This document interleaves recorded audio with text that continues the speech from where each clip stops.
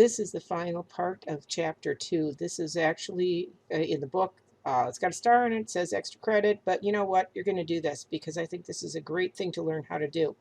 We're going to convert a color image to black and white. So the first thing you need to do is go to File, and you're going to, excuse me, open the bike. Come on, open. There we go.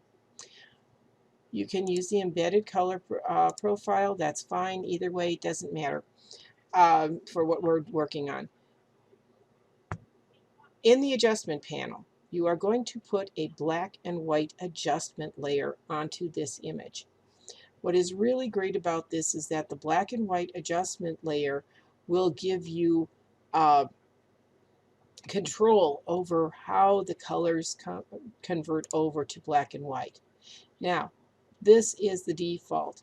I'm going to put this on auto, and you see the color shift in the amount of color that you get through for the red, the yellow, the green, the cyans, the blues. The bike was red, remember. Now this is an adjustment layer, so we can turn this off and you can look at your adjustments.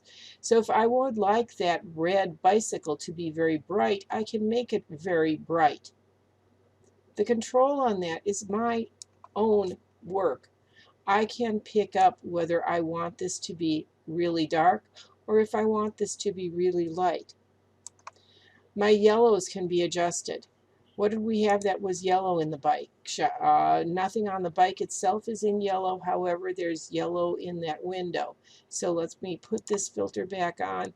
Do I want those yellows to be bright? Do I want those yellows to be dark? I can go for a mid-tone value on that if I want it somewhere in there. Okay, check again. Greens. Oh, there's greens in the window. There's green in the grass and in that picture. So I want to adjust my greens to either bring them out or hide them. I can fade them and make them really dark. I can blend them into a mid-tone gray. What about the other colors? We have cyan and we have blues. Not a lot of blues in there, maybe some cyan in the window. So let's go back in and adjust the cyans. Do you see how that changes the tones in the building behind the bike? We can darken that down if you'd like, or we can take the blues and darken them down or lighten them up as you see fit. Whichever way you want to, this is your own personal expression.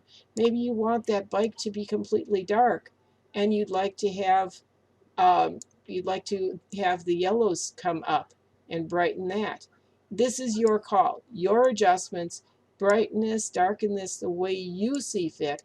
And if you would like to, you can colorize this image as well.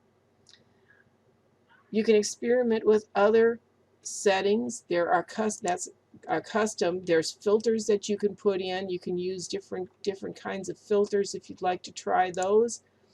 Maybe that makes you happy. Maybe a blue filter would make you happy. You can make whatever changes you want and play with this and adjust this.